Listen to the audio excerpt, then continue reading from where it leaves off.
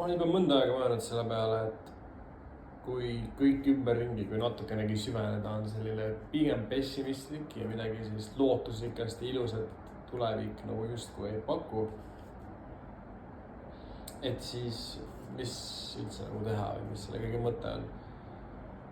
Ma ei ole nihilismi fänn, sellepärast et kui sa ühtaegu juba oled siin maailmas ja leiad, et see kõik on mõttetu, siis see on sama hästi ka nagu väga mõttekas. Lihtsalt kummad kogemust sa tahaksid parem nagu läbi elada. Kas täiesti mõttetut, kus mitte miski asi ei loe või siis vastupidist. Ja ma arvan, et seal kohas on ka niimoodi, et täpselt nii nagu sa arvad, et asjad on ja käitud selle kohaselt, siis reaalsus on ka selline. Et mingisugust ülimat tõde, kuidas keegi ütleb, et kas asjad nüüd on siis mingi mõttega või mitte, tegelikult keegi anda nagu ei saa. Aga sina saad selle enda jaoks valida. Parem on valida nagu mõttekas elu.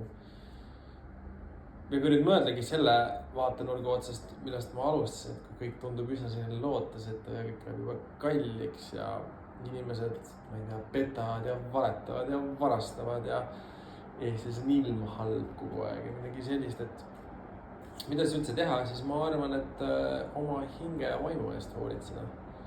Et sa oleksid hea inimene, see on võib-olla siiamaani ja ma olen igasuguseid asju võib-olla ka juba elus teinud. Sest kõige keerulisem on olla hea mees, hea inimene.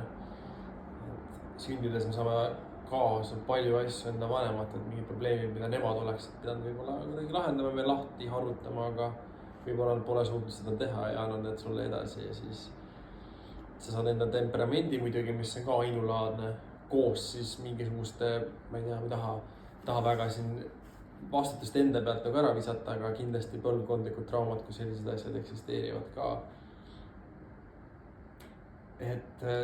Et suur osa elust ongi see, et sa pead lihtsalt ennast lahti harutama. Saama aru, miks sa milline oled, mõtlema, kas see on sinu võib-olla parim versioon, mis sa saaksid olla. Ja siis, kui sa oled ennast tükkideks laotanud, siis sa paned ennast tagasi kokku ja paned kokku niimoodi, nagu oleks parem.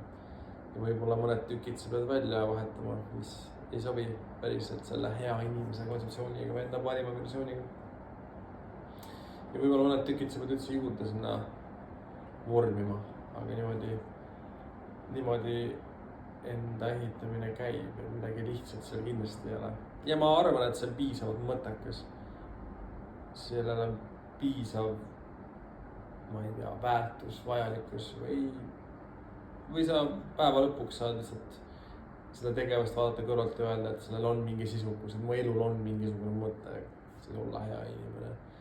Sest alternatiiv oleks see, et mitte miski ei ole oluline ja sa ei ole ka väärt midagi ja sa ei pea olema hea või olla halb ja blablabla. Sest kindlasti me teame, mis on nagu tõeliselt hea koht, kus elus olla, aga kindlasti me oskame ette kujutada, kui hull võib olla see kõige hullem koht, kus me saaksime elus olla. Ja ma arvan, see nihilistlik tee sinna just viib. Nii et pigem valida see tähenduslikum elu ja endaga töötamine viisil, et sa oleksid hea inimene. Ja kõik muu, mis on ümberringi, on forget it doesn't matter, it's very nice.